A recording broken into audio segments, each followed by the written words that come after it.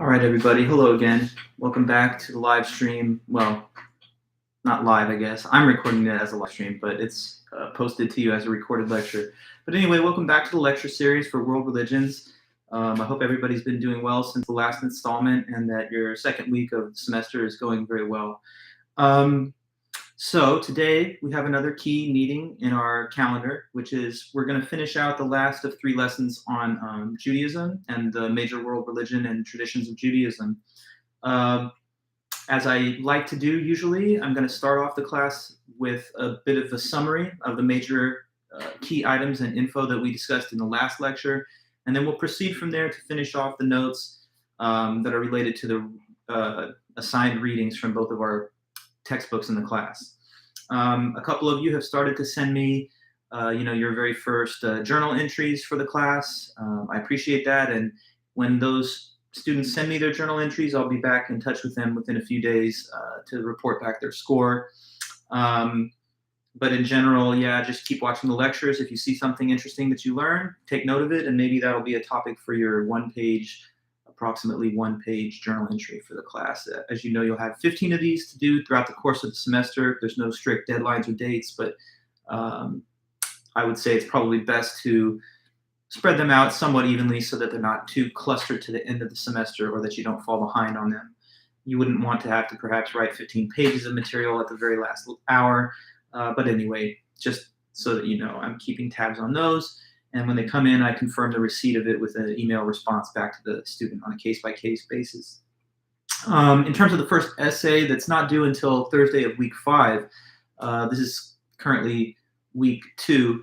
My plan is to distribute it next week, and then you'll have at least 2 weeks to work on it. So we're holding until week 3 to distribute through Canvas the essay prompts, but it's upcoming, and then you'll have a couple weeks to work on that in addition to all the other nice journal entries and just general knowledge that you're accumulating. So just mentioning those points to kind of keep your mind on the schedule, but everything's in good order for now. So just a couple things to remember. Okay, so as I say, we're going to resume with the next lecture in our series just now. And this is the third and last lecture dedicated to the first major world religion of our class, Judaism. So let me go over then some of the major and most basic things that were discussed last time. So in the last lecture, we discussed aspects of the divine according to Judaism, views about the nature of God. For example, that he is one, that he is all-knowing, all-powerful, but still somehow relinquishes control, at least over human agency and behavior, through the doctrine of Tzimtzum, as we've talked about it last time. I'll just type it again in the chat here. As usual, I use this chat and the live comments in it to sometimes just highlight significant terms or concepts. So this was mentioned last time. I'm not going to write the full definition again, but just so you see the word Tzimtzum. This doctrine is the idea of self-limitation of God. He limits himself, at least in some respect, of his total knowledge or power in order to grant man the gift of human free will. And of course, I mean, that is a little bit of a difficult notion, as we were talking about last time. If freedom of the will means the ability to do otherwise, like say, for example, I'm holding this marker and I have a choice of either taking off the cap or leaving it on. You would think, according to one philosophical analysis, that I'm only free with respect to which action I take if I'm able to do either one. But on the notion that God is omniscient, that means that he has knowledge of every event that will ever happen in the past, the present, and the future. So God must know already which action I will take. How is my ability to act freely consistent with the notion that there's no alternative to my action that is possible? Obviously, I can't do otherwise than what God wills. So if he really does have all power and knowledge, then you'd think that I'm limited in my free will because I can't actually do something contrary to fact. By the way, I'm going to take the marker cap off. Wait, no, I'm not. Actually, see, I'm not.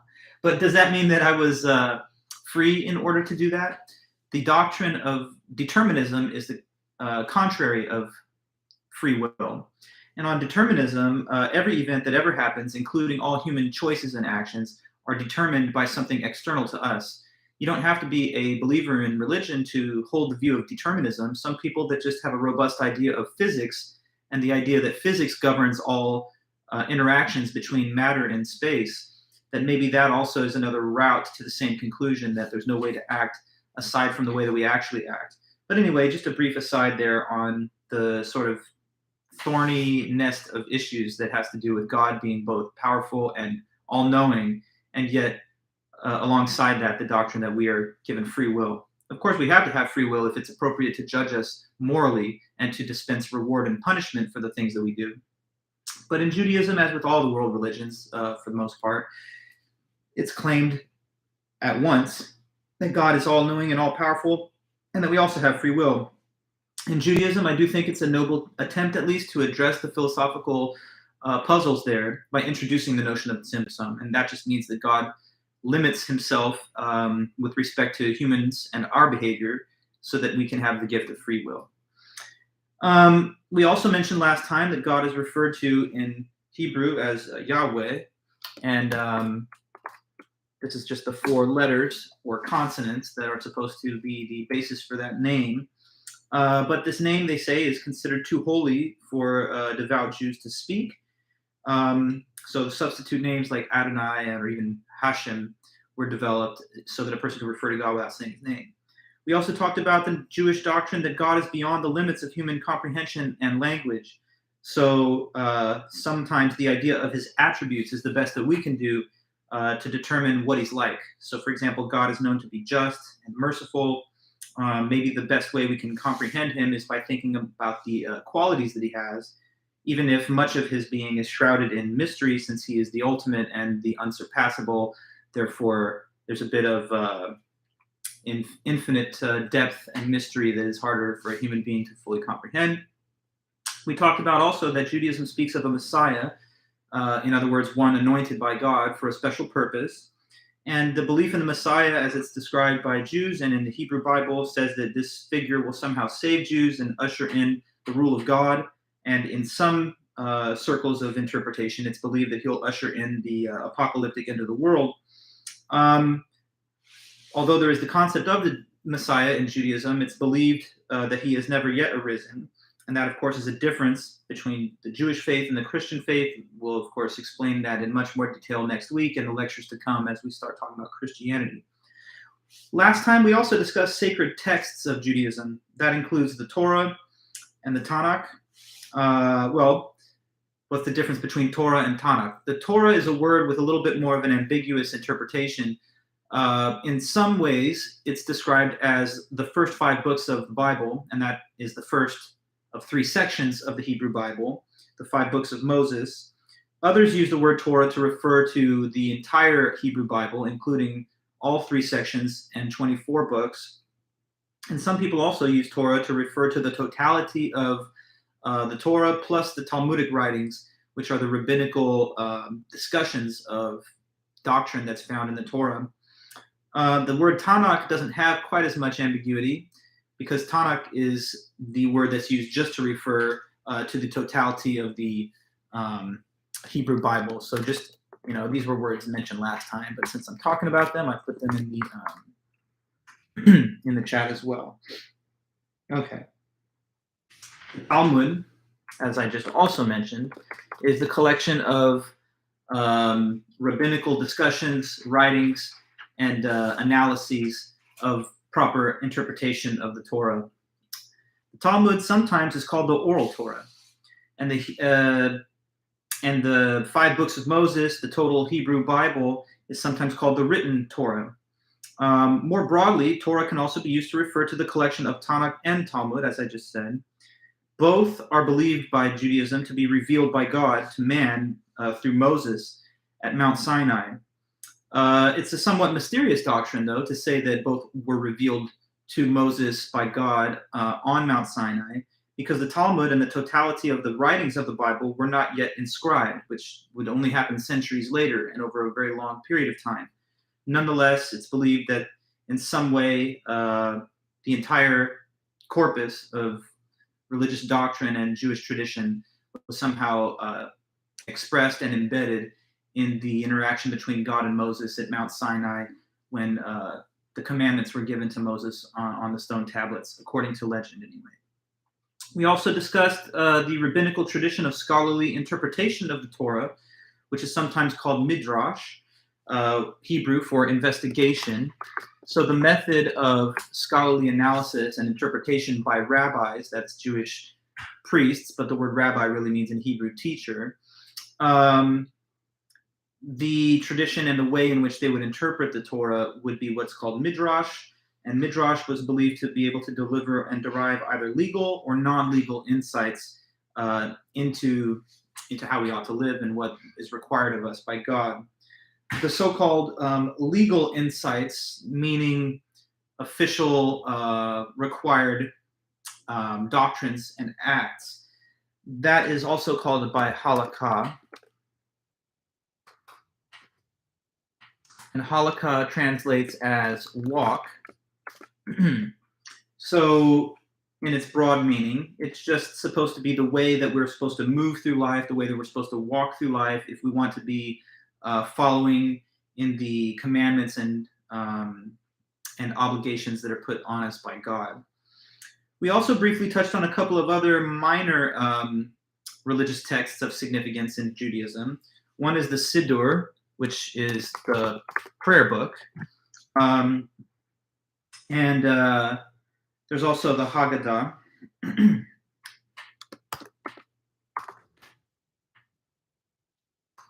Which talks about the account of the exodus of the Jews from Egypt in ancient Israel, well, prior to the establishment of Israel, when Moses led the Israelites out of Egypt. Now, we also talked about how the Torah scroll is composed or created. The Torah scroll is made by a special scribe who's known by the Hebrew word of sofer. So if sofer is one of these designated scribes that creates the scroll on which a traditional Torah is written in Hebrew. And in order for the scribe to hold his position, he has to train for 7 years. And the scroll itself takes about a year to construct, with each letter being painstakingly added to a special parchment, which is made by the skin of a kosher animal. The scroll is then housed in a special box, which may be placed in the ark on the wall of a Jewish synagogue, which faces to Jerusalem. We also discussed sacred and notable persons in the religion, just to list off a few that we mentioned. There's, of course, Abraham, who was said to receive the legendary covenant from God, a stateless wanderer from Mesopotamia about 1200 BC. There's David, the first a legendary king of the ancient Israel state of Judea. Moses, of course, the figure that was spoken of as able to speak with God, and also who led the Jews through the Exodus out of Egypt and out of Egyptian oppression, also who received the commandments from God and the Torah at Mount Sinai. Ezra, who promoted the Torah as law and communal, not just religious law, after the Babylonian conquest. We talked about Akiva, who was a rabbi that died as a martyr at around the 1st or 2nd century of the Common Era. Maimonides, who was a medieval philosopher and physician who wrote a book called The Guide for the Perplexed, which tried to give rational foundations to Jewish ideas. Moses Mendelssohn, who lived from 1729 to 1786. He was an advocate for the reform movement within Judaism, which tried to blend Jewish doctrine with modernity and a changing society. And then also we briefly talked about Theodor Herzl, who lived from 1860 to 1904 and who made passionate arguments to establish a new Jewish state. Of course, those aspirations were fulfilled in 1948 when the modern state of Israel was instituted. After that, we also last time discussed the ethical principles of Judaism, the way that living by mitzvah is thought to be an imitation of the divine and also an expression of devotion to God's will. So therefore, living according to the Jewish laws and the commandments of God is both holy and also a moral obligation. Just to remember the name or spelling of this word that I'm saying, it's mitzvah, which just translates to law in Judaism. When boys arise to the age of 13, they go through the process known as bar mitzvah, which means to become a son of the law. And there's an equivalent tradition also for girls that reach that same age. So the age of maturity thought to be 13 years old in Jewish custom, when the person becomes a son or daughter of the law of Israel, namely the mitzvah of the Bible. We also talked about different views about the way one should live. As I said, halakha represents the way one ought to walk through life as disclosed by the Torah and the rabbinical interpretation of it. Tikkun olam refers to betterment of the world, or leaving it better than when you entered it. We also talked about the Jewish idea about the inclination to do evil or good. Yetzer hataf would be the inclination to do what's good, and Yetzer hara would be the inclination to do what's bad. We're described in the religion as being caught between these two compelling impulses or inclinations, and if we strive to overcome the inclination to do bad and end up doing good, this shows our moral character and good nature. We also talked briefly about the meaning of Yom Kippur, which we'll discuss in greater detail today, the day of repentance, when you're supposed to atone for your misdeeds against both God, but also your fellow man, and at least the ones against God would be forgiven by God on Yom Kippur, according to doctrine. And also we talked about the Jewish dietary laws known as kashrut, from which the word kosher is derived. The requirement there that the animal be slaughtered in a quick and painless way, it be drained of all blood, since after all it's thought that God gives us the privilege to eat meat as a sort of concession from the ancient humans that were vegetarian. If we're going to eat the animals, he thinks, or well, according to religious doctrine, God thinks that we should show some measure of respect and a kind of formal process when we both prepare them and rear them for animal agriculture. Finally, we talked about some sacred spaces of Judaism last time, and again, I'm just starting the class here with some review. Sacred spaces including the original and second temple that was founded in ancient Israel or Judea. That would be, I guess, the preeminent ultimate example of a sacred space within Judaism, but of course the original temple and the second one have both been destroyed.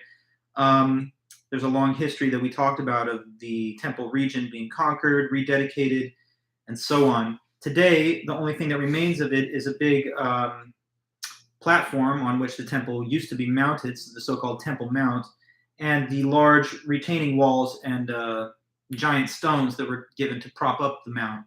Today, that's all that really remains, some of the wall, and that's known as the Wailing Wall, which has become a subject of great religious reverence and honor, and a lot of Jews that are devout will make pilgrimage to the Wailing Wall and pray there.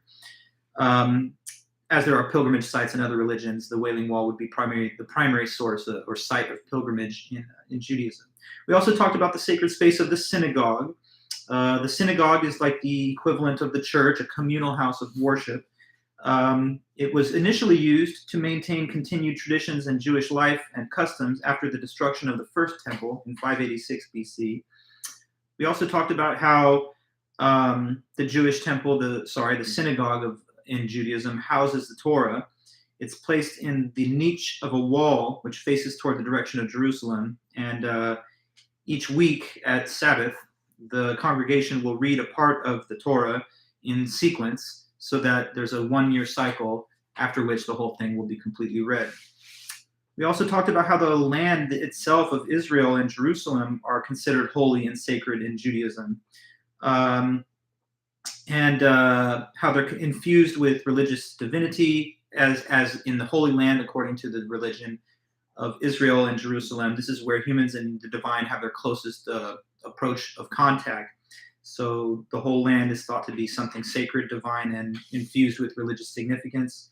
And we also talked about how the Jewish household is adorned with a mezuzah, which contains a scroll of the Shema prayer from Deuteronomy 6:4, which is kind of like the central confession of Jewish faith. I know that we've skipped some of the vocabulary terms that I mentioned here, but just one more to throw in there and get the spelling is the mezuzah. Okay, so now with that as our background and sort of just keeping contact with the previous material, we're going to continue.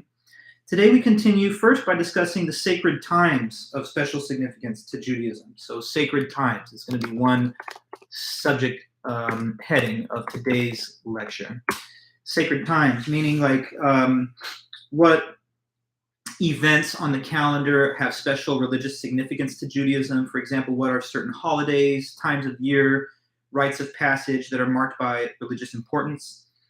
We will then discuss the interaction between Judaism and modern society in the past few centuries. So we'll also talk about religion and society, or let me make sure I'm getting the proper subject heading, the way they put it here, society and religion. Yeah, so. Okay, so we'll go over the sacred times. We'll talk about society and religion. Society and religion. So we will discuss the interaction between Judaism and modern society in the past few centuries, how it has adapted in certain ways to modern life, and how it has developed in the modern time. And then we will also, to close today's meeting, briefly talk about the writings and ideas of Huston Smith on the point of Judaism, the other author, with our secondary text, just pulling a few things from him with each major world religion. Although he's not the central focus of our class, he has some insights that I also just want to briefly touch on. So we'll talk about Smith's analysis of the Jewish idea of God and its historical and philosophical importance, and also his discussion of the historical and religious importance of modern Israel and the concept of Israel as a nation state for Judaism. Okay, so then with that, let's begin with the description and discussion of the sacred times of religious significance to Judaism, sacred times. So the Jewish faith, as with most all world religions, is structured to reflect religious concerns, ethics, and a connection to Jewish history. As such, there are religious rituals and customs that are assigned to certain daily, weekly, monthly, or yearly cycles, as well as to key events in a human life cycle.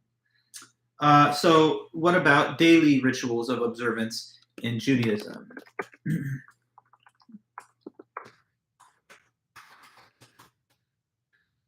So when it comes to daily rituals, one requirement under devout Judaism is to pray 3 times a day. So pray 3 times daily. To pray 3 times a day, the daily prayers were supposed to correspond to one of the 3 daily sacrifices that used to take place in the ancient Jewish temple. So in the old Jewish temple that sort of was at the inception of the Jewish religion, which was destroyed multiple times, rededicated, and so forth, which doesn't currently exist anymore. Way back in the day, they actually had animal sacrifices that would be performed on 3 different times of day. Although that doesn't exist any longer in the religion and there's no observance to that kind of sacrifice, the 3 daily prayers are supposed to roughly call to mind or memorialize the original conventions that existed way back then. Certain prayers have such significance that they may only be recited in the presence of a quorum of 10 adult males, which again, in Jewish tradition, an adult male is considered a male over 13, which emphasizes the importance of community to certain aspects of Jewish ritual, tradition, and prayer. Daily acts of personal hygiene are also fused with religious significance as a way to reflect divine cleanliness and purity. So personal hygiene, it's not just a good idea for your own well-being and health, etc., and presentation to the world, but it has religious significance in Judaism. We are commanded, therefore, by God under this religion to maintain some degree of cleanliness as a way of also showing our connection to the divine. As mentioned before, there's also weekly rituals. So what weekly ritual exists, the one that's the most important, is the Sabbath. Now, in Hebrew, the word for Sabbath is just Shabbat. And so there's a Sabbath every week, every 7 days, just as there is in the Christian religion, except in Judaism, it's on Saturdays instead of Sundays in our calendar. As mentioned before, so there's this piece of the Torah that's read each week at the Sabbath, and it goes in the order until we complete the entire Torah at the end of that year cycle. It's read and studied as part of a yearly cycle of reading the whole thing. So there's always communal interaction with engagement and discussion of the Jewish Bible, the Torah. So the Sabbath is a weekly observance of not just reading of the Torah, but also prayer, study, and discussion of biblical doctrine, and of course rest. There are certain activities which are forbidden from being done on the Sabbath day, as people are supposed to take in some rest. According to Genesis anyway, it said that God created everything in 7 days, and on the seventh day he rested. So this is also a reflection of the imitation of the divine. It's derived from God's commandments to keep the Sabbath, as I read it from Genesis 2:2-3, or 2.2-3, so 2 and 3. I'm just pulling it up on my phone. It says, "And on the seventh day God ended his work, which he had done, and he rested on the seventh day from all his work which he had done. Then God blessed the seventh day and sanctified it, because in it he rested from all his work which God had created and made." So, in its own, I think, pretty straightforward way, the Bible there in Genesis says that you're supposed to honor and observe the Sabbath in the same way that God took rest after the acts of creation that constituted the first 6 days of Genesis and creation. Now, in the Jewish tradition, as I was saying just a moment ago, the Sabbath is from sundown on Friday until sundown on Saturday. The reason that we have this feature of the sundown is because in Jewish tradition it says days begin and end in the evening when the sun sets. So this is essentially a Saturday Sabbath. In Hebrew, as I told you, the term is Shabbat. And at Shabbat, or Sabbath, candles are lit at both the beginning and the ending of the Sabbath day. Many activities and types of work are forbidden on this observant day of rest, although exactly which ones were the Jew is required not to observe, or what acts they're not allowed to take on Sabbath, is a matter of some internal religious debate.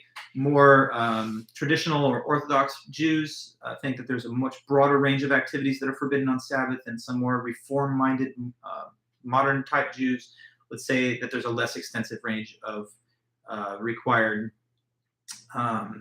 abstinence from activities. The Jewish calendar starts in the spring according to our Julian calendar, which, in long story short, is around March to April.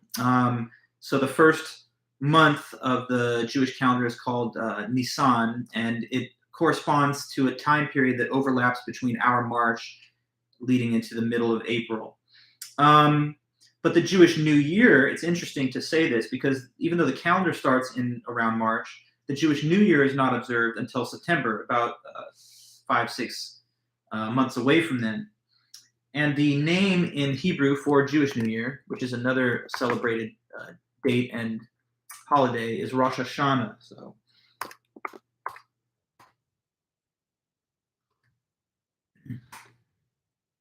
okay, so Rosh Hashanah, the word or term for Jewish New Year, this occurs in around September. The reason there's a discrepancy between the beginning of the Jewish calendar and then the observance of Jewish New Year, it's kind of obscure, but it's known to history. It's a result of a difference in ancient times between starting the calendar with the beginning of spring harvest versus starting the calendar at the end of the agricultural year. Rosh Hashanah, the Jewish New Year, is placed in the time period around the end of the agricultural season. But in more ancient times, it was at the beginning of the spring harvest that the New Year, or the calendar anyway, began. So long story short, in around September, we have Rosh Hashanah, even though that's somewhat after the beginning of the Jewish calendar.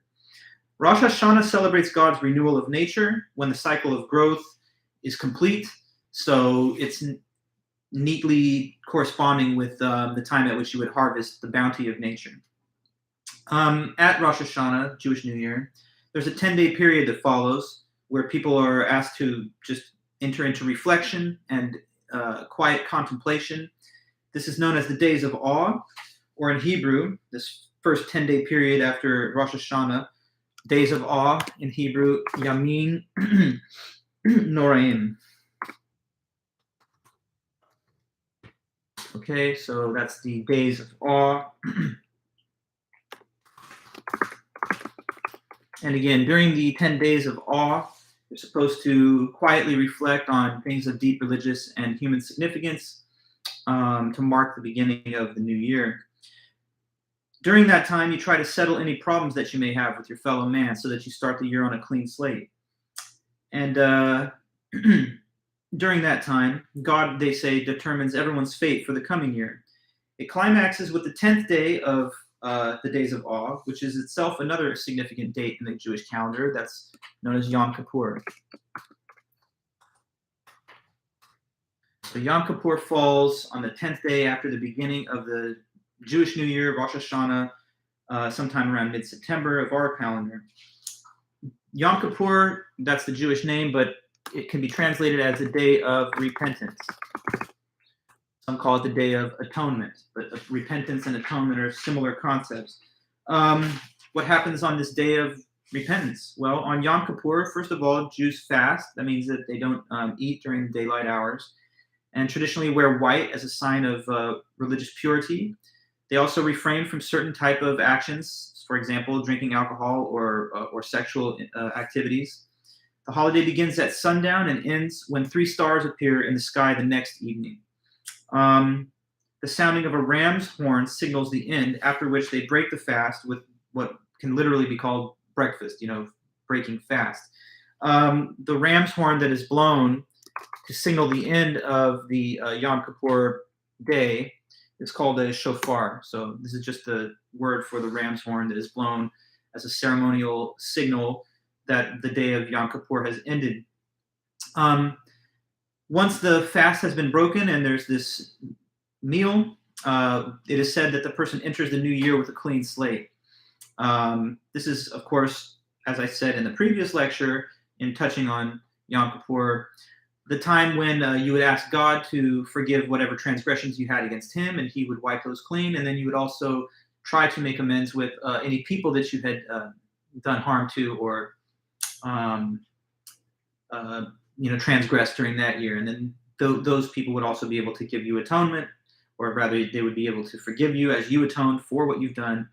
After that, they say that you can enter the year with a clean moral slate and without the burdens of whatever transgressions you did in the previous year. Now, starting on the 15th day of the Jewish New Year, there is another set of holidays. There's another traditional week-long celebration of what is called Sukkot. So, Sukkot, that just happens starting on the 15th day after the Jewish New Year.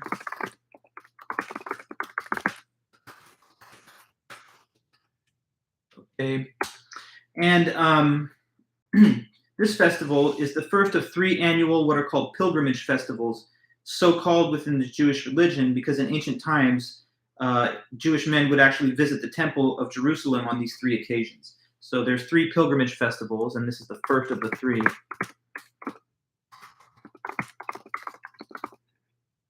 Okay, first of 3 pilgrimage festivals. So what is Sukkot? Sukkot used to be a celebration of the end of the harvest season in the very earliest times when it was observed. But somehow over the generations, it has come to be associated with a celebration of the Israelites that struggled for 40 years wandering through the desert before eventually reaching the promised land of Canaan and establishing Israel. The word itself, Sukkot, refers to these little huts that were built as temporary shelters for farmers. They would use those to inhabit during the harvest season. But over time, the Sukkot has been reinterpreted to be a symbol of the huts that Israelites stayed in during their long journey through the desert as they tried to reach the land of Canaan and the Promised Land. During Sukkot, some very observant Jews will eat in these huts today, or even sleep in them to relive those aspects of the biblical past and to celebrate their memory of it. Now, at the end of the week-long Sukkot festival, there's another holiday. This is called Simchat Torah.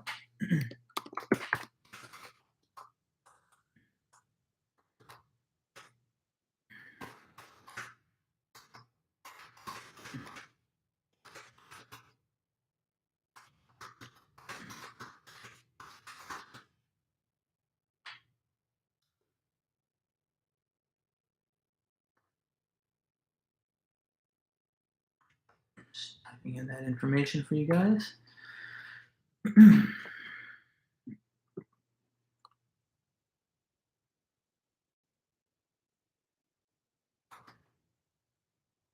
Okay, Simchat Torah. That translates to the phrase rejoicing in the Torah. It begins the annual cycle of weekly Torah readings, and it ends the previous cycle. So when Simchat Torah happens, it's timed to coincide with the end of the annual sequence of reading off portions of the Torah until you get to the end. And then it also is the beginning of the next annual cycle. So the end of the last and the beginning of the next one are both occurring during the time of the Simchat Torah holiday. So that means that both Deuteronomy 34, which is the last verse of the first 5 books of Moses in the Torah, is read, and then Genesis 1, they're read in celebration. During the event, Jews traditionally will joyfully dance, sometimes using the community's Torah scroll as they go through their festive flourish of dancing and celebrating. Now, a major Jewish holiday that I'm sure many of us have all heard about, whether you're a member of the faith or not, or whether you're just a everyday student that's learned about different things or had experience in life, you've probably heard of Hanukkah. Okay, so let us definitely talk about Hanukkah. Hanukkah translates in Hebrew as rededication. Rededication. And what is it commemorating? This holiday commemorates the victory of Jews over Greek oppression, Greek rulers of Syria, the so-called Maccabean revolt, and the subsequent rededication of the original Jewish temple in 164 BC in Jerusalem. According to legend, the Jews that rededicated this temple witnessed a miracle. The miracle, according to myth and legend, is that they returned back to the temple and they only found 1 jar of oil, which should only have been enough oil to fuel light that would be lit by candles and lanterns for 1 day. But that somehow this 1 jar of oil, against all reason, somehow burned for 8 days. Therefore, the oil that was only supposed to be sufficient to provide energy and heat for 1 day actually stretched out and provided ample fire and so forth for a full 8 days. Now, that is the reason that the traditional menorah is a major part of Hanukkah celebrations and observance. The menorah is a candelabrum type structure which has 9 positions for candles to be inserted within. So it's a 9-branched candelabrum. On each night of the 8-day festival of Hanukkah, another candle is added to it after sundown, and the 9th candle is just used to light the other 8. During Hanukkah, Jews will recite blessings. They'll prominently display the menorah, perhaps in a way where you can just see that this is an observant Jewish household. Throughout Hanukkah, Jews will feast on traditional Hanukkah foods that are fried in oil to signify again the mythical miracle of the burning oil from the Temple of Jerusalem. So what are some of those foods? Just as one example, there are latkes, which are like fried potato pancakes, and others, so just as one example. Gifts are exchanged often on the 8 days of Hanukkah, and it's kind of risen to a lot of prominence in North America and in the West because it coincides or overlaps with the Christian holiday of Christmas. So it gives the Jewish people a kind of parallel winter holiday to enjoy in the same way that Christian families do. It's very big in North America because of that overlap, and it's become a big consumer holiday because it can involve the giving and exchanging of gifts. But one thing to take note of is that it's actually more minor in its overall religious significance itself, because on Hanukkah, there's no requirement that people, for example, don't go to school or work or restrict themselves from certain activities, as we see with other holidays in the Jewish faith, like in Yom Kippur. Now, the legend of the oil, for the miraculous oil from the second Jewish temple rededication, that's only mentioned centuries later in history, and it's widely agreed within scholar circles that this is actually not something that is creditable to history. So the whole oil and then subsequent menorah tradition is derived from events that themselves don't have clear historical foundation and are more often thought to be a kind of nice legend or myth associated with Jewish faith. Another holiday is called the 15th day of Shvat, which falls in late January. So just another one. We're going over, sacred times, and so we got to cover all these different holidays. 15th day of Shvat. Now, what is the 15th day of Shvat? That is the holiday associated with planting trees in Israel. So the annual holiday for planting trees in Israel.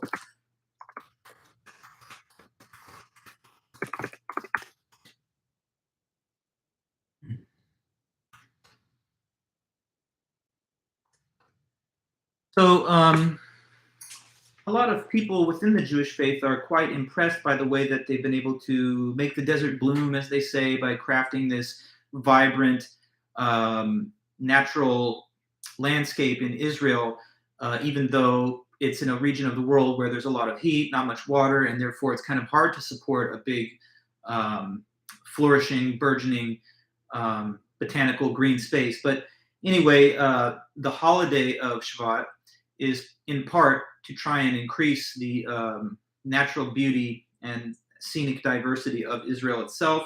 So, of course, on the holiday, if it's a Jewish person living in Israel, they'll try to plant a tree. Outside of Israel, Jews will plant trees if weather permits, and also donate money to reforestation projects and initiatives that can be sent to Israel. Now, on the full moon of the first month in the Jewish calendar, which again, I told you the first month of the Jewish calendar is around what we call March or April, and the name for it is Nisan. I guess I'll put that in there.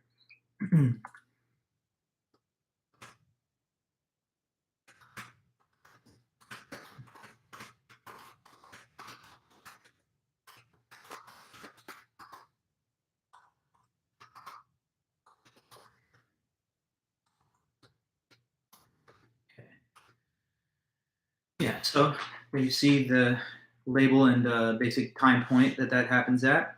On the full moon of the first month of the Jewish calendar, there's the Passover holiday. So we get Passover. That's when it falls on the first full moon around March or April.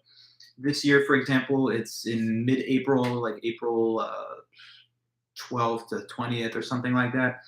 But anyway, with Passover, this is a week-long holiday, so it's a one-week holiday to commemorate when the supposed angel of death passed over the Israelites in Egypt at the beginning of the period of Exodus. So the ritual is supposed to honor God's act of salvation, saving Jews from Egyptian oppression. During it, there is a lavish and elaborate ritual meal named Seder. So Seder is just the traditional Jewish feast, the Feast of Passover.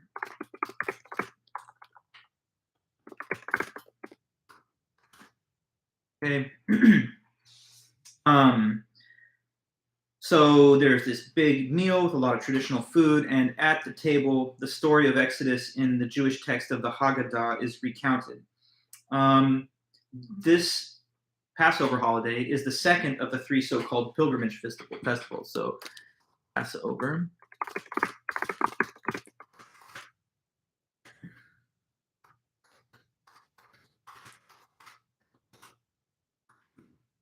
Okay.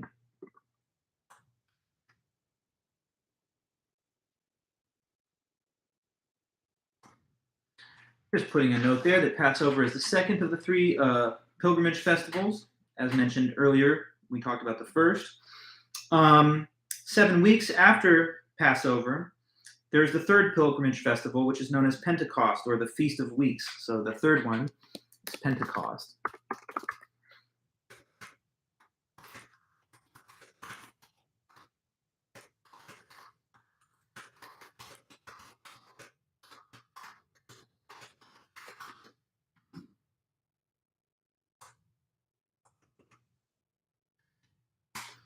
Okay, the Feast of Weeks. The Feast of Weeks is supposed to be a celebration of the revelation on Mount Sinai of the Torah to the world by God through Moses, 7 weeks after the Exodus happened. In more recent times, there's also observance set aside for a couple of other important, but perhaps in historical terms, less central holidays.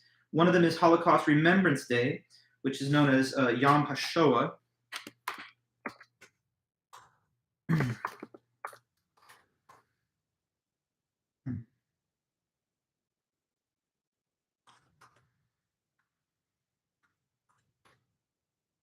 Yom HaShoah is Holocaust Remembrance Day.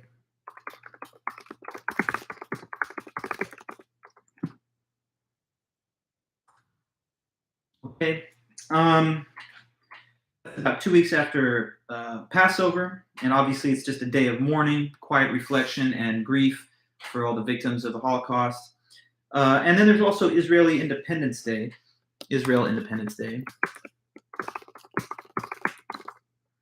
And that one is, of course, May 14th of each year, which is supposed to be obviously a commemoration of the date in May 14th, 1948, when the modern state of Israel was founded.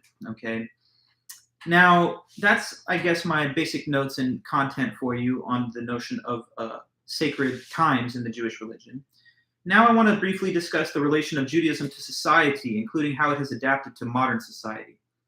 The more modern period in Judaism begins in around the late 1700s, in other words, 18th century. At that time, there were a lot of changes happening in Europe and the West. Jews in Europe and the Americas were starting to be emancipated from their long-held second-class status. Now, some Jews during this time period, even though they remained ethnically Jew, they were forced to be baptized as Christians to have full acceptance into society. Now, of course, that practice no longer exists, as it did maybe in the late 1700s and time before that. But the question of how to assimilate to liberal Western society and remain devoutly Jewish still remains. Different movements and denominations in Judaism have arisen and have been developed to deal with different ways of trying to grapple with the tension between traditional Jewish identity and modernism. One movement that was formed in response to this is known as Reform Judaism. Okay. So Reform Judaism begins in the 1800s in Germany originally as a way of trying to blend Jewish monotheism and ethical doctrines with the philosophy of post-Enlightenment Europe. The Reform version of Judaism is a little less strict and traditional than the earlier, more traditional versions that had come before it. For example, it allows people to choose for themselves which aspects of the tradition to follow, and it doesn't impose strict obligations on the observance of, one or another doctrine or practice. So it's a little bit more of a freedom given to the adherent to determine which aspects mean the most to them and which ones to integrate more closely into their lives and which to ignore. It emphasizes being a good person ethically more than strict adherence to ritual and religious custom. So it encourages social action in all aspects of life for the greater good, whether or not a person is following all specific aspects of typical tradition. Another notable difference is that in traditional Judaism, one must either convert to the religion or have a Jewish mother, because the viewpoint of traditional Judaism is that it is matrilineal, meaning that the Jewish faith is inherited from the mother's side. So in the old school traditional version of it, if you didn't convert and if you didn't have a Jewish mother, you wouldn't be Jewish. Reform Judaism imposes a little bit of a less strict standard. It says that anybody who's born of a Jewish parent, either mother or father, could count as Jewish. So as long as you were raised Jewish and you have one Jewish parent, the Reform version of it would say that you still count as a Jew. But it's actually quite a vexing issue, because the question of who is a Jew is something that can be debated and is debated. For example, we'll talk about this in a moment. I don't want to get to it prematurely, but in Israel, modern Israel, there's this law called the Law of Return, which means that if you are a Jewish person, then you're entitled to claim citizenship in Israel and to be an immigrant that immigrates there no matter what part of the world you're born in. But how to determine who is a Jew that gets this privilege is a matter of some debate. More Orthodox denominations would say, well, if you don't have a Jewish mother, then we're not going to be able to take you in as a Jew. But the Reformists have kind of won out this argument a little bit more, at least when it comes to the policies involving the law of return, because they want to bring in more and more people and a more diverse group of people, so they have to expand the definition just a bit, I guess. Another branch of Judaism that was born in the mid-1800s in Germany is Orthodox Judaism. So we talked about just now Reform Judaism, and there's also Orthodox Judaism.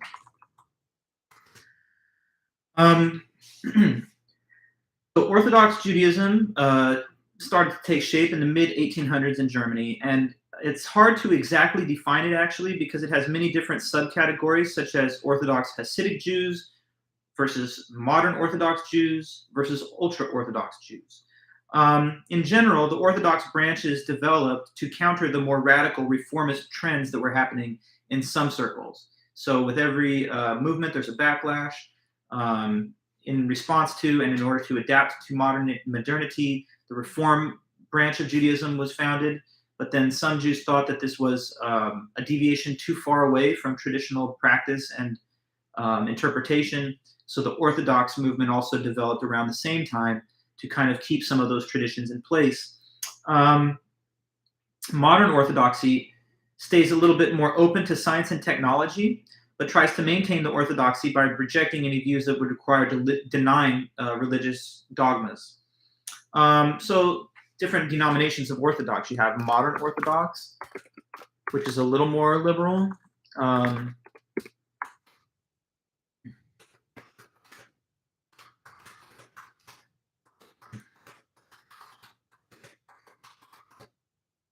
Okay, so I say modern Orthodox, that's the more liberal branch of Orthodox Judaism.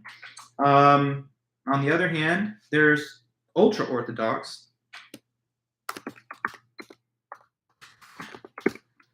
which is a more conservative version.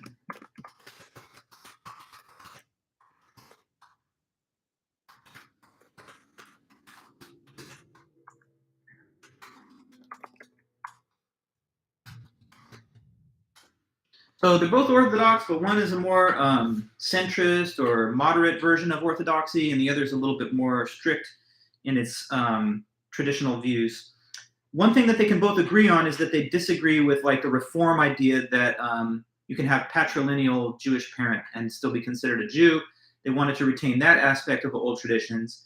But the modern Orthodox, as opposed to the ultra-Orthodox, do believe that we should be able to agree with and follow science and modern scientific discoveries, except for those that directly contradict core religious dogmas or doctrines.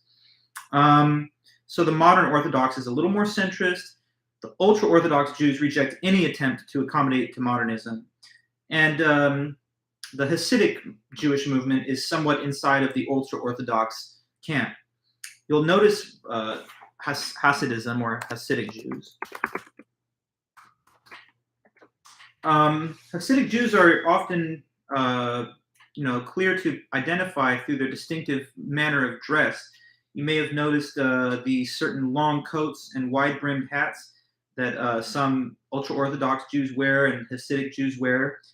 It's kind of not necessarily well known to many people why are these the clothing that is considered traditional. It has no biblical foundation. It's actually just imitation of the fashion of non-Jewish nobles who interacted with Jews in Eastern Europe in the 1700s. And for whatever reason, that fashionable appearance stuck, and it remains the style of dress for ultra-Orthodox Hasidic Jews today. I mean, I don't have a great maybe camera to present this, but maybe you can see that, like that wide-brimmed hat, long coat, etc. It originally is just a popular way of dressing for non-Jewish nobles and Eastern European Jews living nearby to these non-Jewish European nobles took up that manner of dress, and it became characteristic of their religious denomination or the branch of Judaism that they stood behind. In between the views of the more Reform and the more Orthodox Judaism, there's also conservative Judaism. This is another branch that somewhat straddles the divide between Reform and Orthodox. You might be wondering, why is it called conservative Judaism if ultra-Orthodox is a little bit more traditional? Well, conservative in context. It's conservative by comparison to the more liberal Reform movement. but I would say more centrist in comparison to the more radically Orthodox movement. The conservative branch of Judaism was actually born in the United States, and it is a type of philosophical compromise between the liberal Jewish reformers and the more traditional Judaism of Eastern European Orthodox followers. It, like the Orthodox view, believes in the idea of halakha, and that we have to walk in observance of the mitzvah in the Torah, but it's more flexible in interpreting tradition. Okay. Now, in modern Israel, there's a large secular majority, but a very politically powerful Orthodox minority. That's because the Jewish founders of modern Israel were Zionists, meaning that they believed that there needed to be a new modern nation state of Judaism in order to safeguard and protect Jewish identity. So those original Jewish founders of the modern state of Israel were passionate believers in the existence of the Jewish state, and they wanted to make sure that it remained Jewish in its identity. So a lot of control was given to Orthodox religious authorities, and they were tasked with the obligation to safeguard the influence of Jewish religion in this more modern nation state. So in this modern nation state, religious authorities designated Orthodox Judaism as the official state religion of Israel. So in Israel, anyway, the type of Judaism that is considered the official state religion is the more traditional Orthodox version of it. That's a bit ironic, though, because most of the diaspora Jews, meaning Jews that don't live in Israel around the whole world, who give the majority of financial support and political support to Israel, are non-Orthodox denominations. Like, in America, this vastly overwhelming percentage of Jews here are the Reform movement kind of Jews. Therefore, the version of the Jewish faith that prevails in the state of Israel, the land of Israel, is a bit more of a strict conservative version than that exists around the world. Now, Israel, as I said before, has the Israeli law of return, which gives automatic citizenship to any Jewish person who wants to immigrate there and live there. This is, of course, somewhat complex given debates about who is or is not a Jew. Today, the reformers seem to have had success at winning the argument that broader doctrines of Jewish identity should structure the law of return, but debates persist anyway, politically and otherwise within that culture. Historically, if you go a long time back into the past, Judaism was not gender equal, and that's not unique to Judaism, but a lot of major world religions obviously struggled with a kind of more patriarchal view of history and of the differences between men and women. So Judaism is no different from that, as in many traditional views of major world religions. But with liberal Judaism on the rise, women have had an increasingly more equal role and a more prominent role in public life over the last few centuries. So just another point on evolving social norms and the way it challenges tradition. Now that's my last few words about the material in this Coogan book on the Jewish faith. I just have a few leftover last thoughts to add from some of the writings assigned by Smith's material. This is Huston Smith, The World's Religions, our other textbook. So just a couple of pages I assigned on that, and I just want to say a few points, not too much. So Smith has an overview of Judaism in his supplemental text for our class. One section that was assigned is pages 272 to 276, where Smith discusses the Jewish idea or concept of God. I thought that was interesting enough to have a brief couple of notes on. So Judaism sees God as personal. That's an interesting element of the view of God that's given there. Personal meaning that it's not just like God is a mindless set of physical laws. It's not like this universe is just a big mechanism that doesn't have a person overseeing it or running it. The idea of the Jewish God is that he's personal, meaning that he's rather like a person who has goals, commands, and the ability to judge. You see, if we thought that the God of the universe was just like a force, like the law of gravity or the law of entropy or etc., then it wouldn't be something that has the ability to make judgments. It's not something that would be able to give commands that we ought to follow.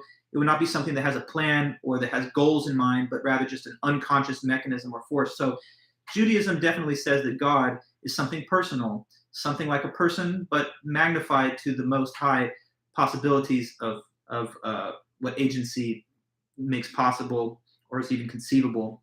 So God is seen as something personal in Judaism.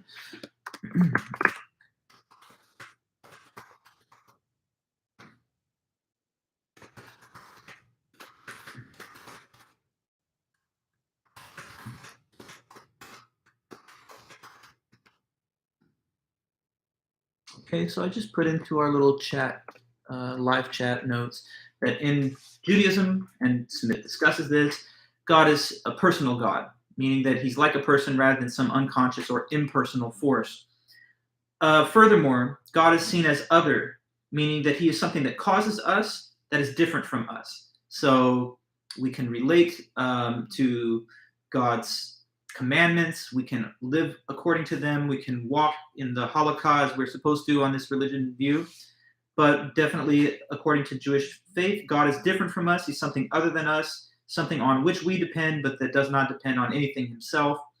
He is the source that we derive from and not vice versa. So he's outside and different from us. This God, they say, is acting with will and intention. He's not just a mindless mechanism.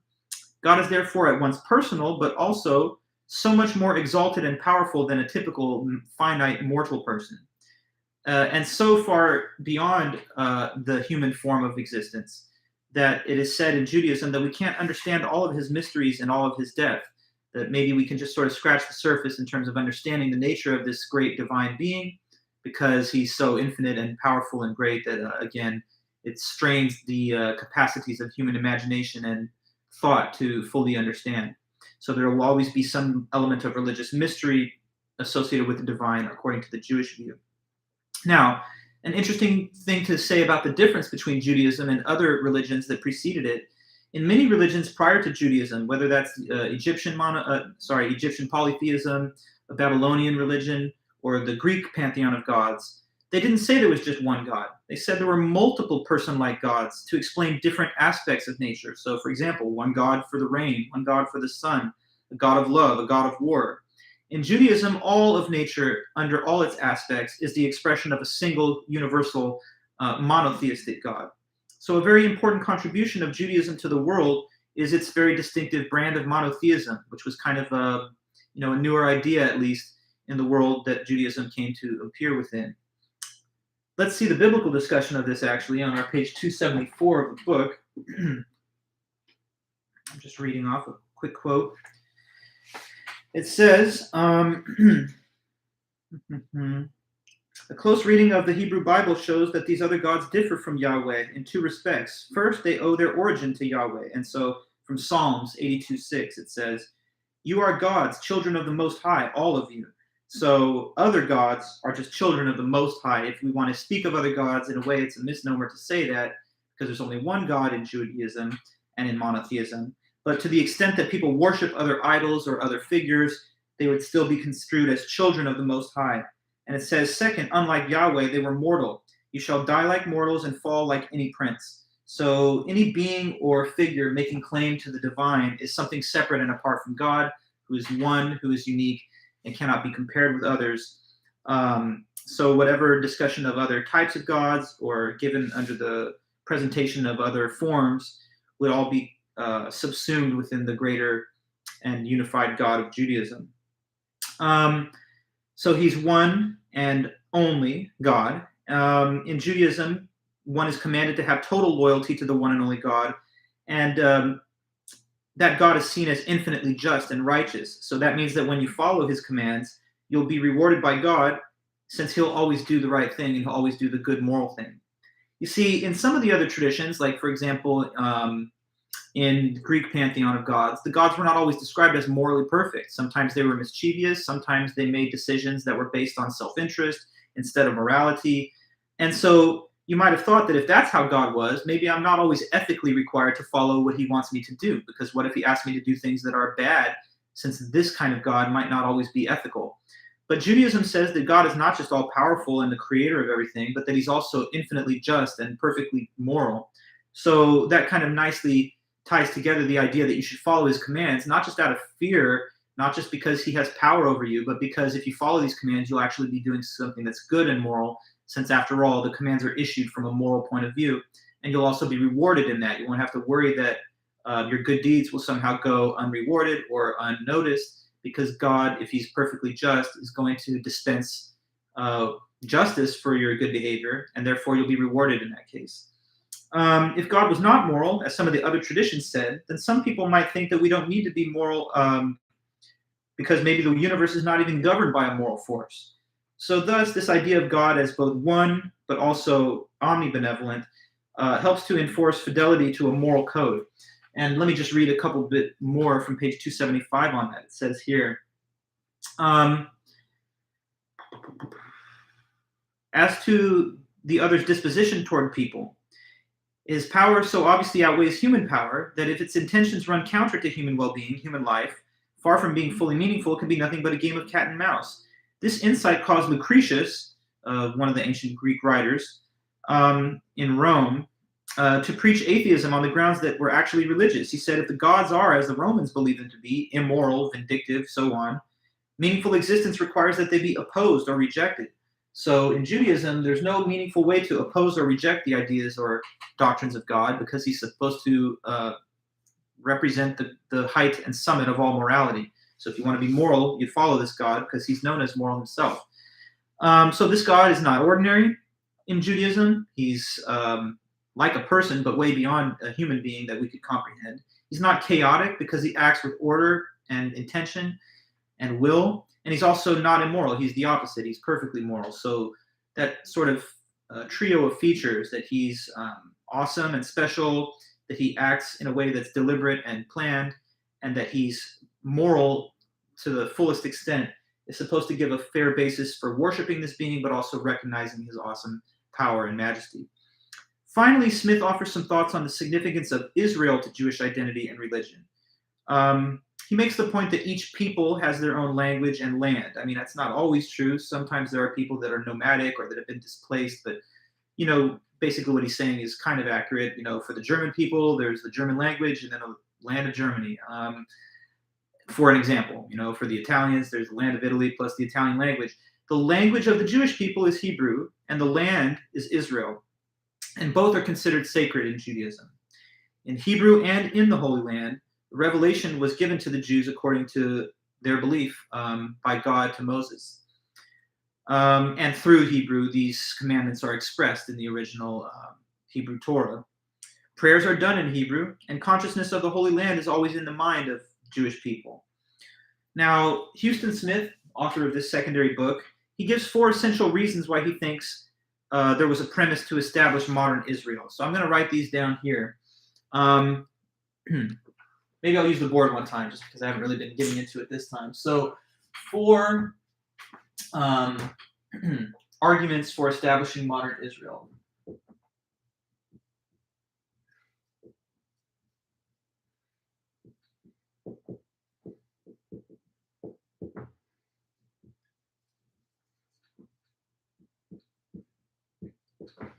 Okay, so what are these 4 arguments? 4 reasons, 4 fair, logical reasons why it would be something good to support the establishment of modern Israel. One of them is what he calls the argument from security.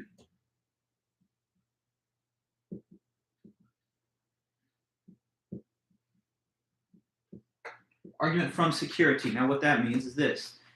You could argue that in order for Jewish people and the faith to be safe and secure from oppression, from genocide, from massacre or expulsion, they need to have their own nation state that is governed by Jewish people and Jewish ideas. Otherwise, their security will always be precarious, and they'll always be at risk of yet again being annihilated or at least expelled or harmed. Reading from his words on the point, this is how he put it.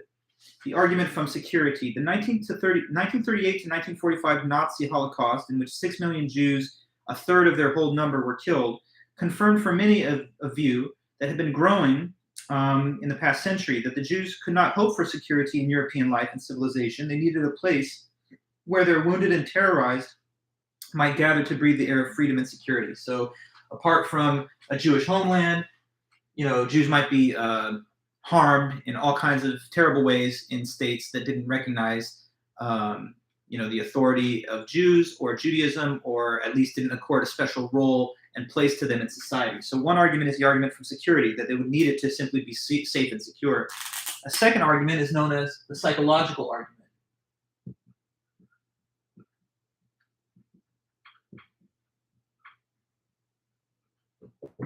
The psychological argument. So the view in this case is just that it's not psychologically healthy for Jews to see themselves as a minority wherever they are. If they're a minority in every part of the world, then how can they ever have a measure of self-respect or dignity? And as he says it here, some were convinced that it was psychologically not healthy for the Jews to be everywhere the minority, that this was breeding in them a subservience and self-rejection that only having their own nation could correct. So to give a greater sense of value, importance, and dignity, psychologically speaking, it would be healthier and conducive to the well-being and psychological health of the Jewish people to have their own state.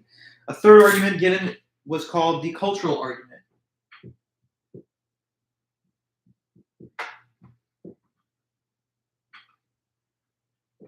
Okay, a third possible argument.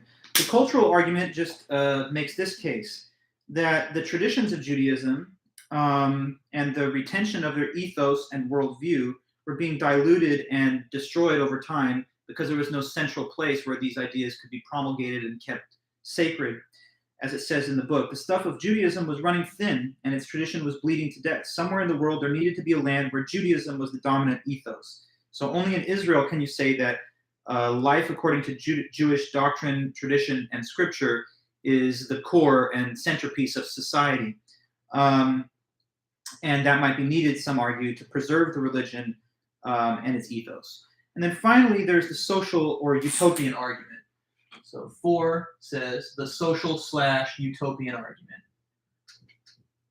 I find this one to be, in my view, a little more on shaky ground, but what it says is that some Jews anyway believed that a perfect society could be built based around the doctrine of the Torah and fidelity to the Talmud and Jewish aspects of life. So if we want to build a perfect society, which is going to be this light to the nations and this North Star that other societies can aspire to, then it ought to be that Jewish people are allowed to establish a land where these society ideas and culture prevail. As it says in the book, somewhere in the world there should be a nation dedicated to the historical realization of prophetic ideas and ethics, a better way of life in its totality, including economic structures than history had yet created. Long before the Holocaust, a small but determined number of Jewish dreamers, most of them in Eastern Europe, longed for a chance to reshape society in more healthy ways. So that's a noble premise as well, I guess. Although I would say that visions of utopia and a perfect society are notoriously hard to fully articulate, and there's always going to be room for oppression and injustice, even in the most well-ordered societies. So I don't think it's the province of a specific religion per se to try and institute a perfect society, but that belief and idea has been yet another reason that some give to try and argue for the establishment of modern Israel. Now, I just want to close this chapter on the religion of Judaism by saying that we still all have to recognize that Israel has not always shown equality to the Palestinian people, whose territory they've occupied ever since the 1967 Arab-Israeli War. Now, I can't get into all the details of the history that has ensued since then, but in the view of many Zionist Jews living in Israel and Jews around the world, really, it could be argued that for security reasons, there has to be some denial of full human rights to the Palestinian people living in the West Bank. For example, it's believed by some that there's a security threat posed by extremists of Muslim faith, and that rockets from groups like Hamas or Hezbollah could be fired into Israel, potentially threatening its security, and by extension, the status of Israel as a beacon of safety and prosperity for Jewish people. But the measures that have been used by Jewish authorities, military and police, to enforce their security concerns has been harsh, draconian, and in some cases hostile to Palestinians. And so, it is a real conflict. In their view, it's necessary for security reasons, but there's debate and discussion that goes on throughout the world today sociopolitically on the Arab-Israeli conflict and the Palestinian and Jewish tensions that exist in that part of the world. In a way, it's a little ironic that such, at least, nominal oppression of a minority group can occur by people who themselves have long suffered from exclusion and marginalization historically. But that is a matter for informed debate and discussion. The tension between full recognition of Palestinian rights and statehood and Israeli security is just another ongoing, unresolved social issue of our time. But anyway, guys, so I want to thank everyone for tuning in to this latest edition of World Religions. Keep following the lecture series. I post another one twice a week, and so this is the last one for week 2. The next lecture, the first one on Christianity, that's supposed to be viewed by next Tuesday, what will that be? The 14th. That will be distributed over the weekend, probably on Sunday or so, just as I did for the last lecture that was posted for the Tuesday date. So, okay, everybody, I'm going to let you go now. I don't want to keep you too long, but thanks for tuning in. And as usual, if you ever need anything from me, please email me. You've got my contact information. It's in the Canvas syllabus and Canvas site for our course. Take care, everybody, and let me know if there's any way I can be of assistance. Keep working on your journal entries if you have any time. And I'll be distributing the prompts for the first essay over the weekend next week, and then we'll start to talk about the first writing assignment aside from the journals. Okay, guys, so thanks again so much. Dr. Village signing off. So see you soon. Thanks. Bye.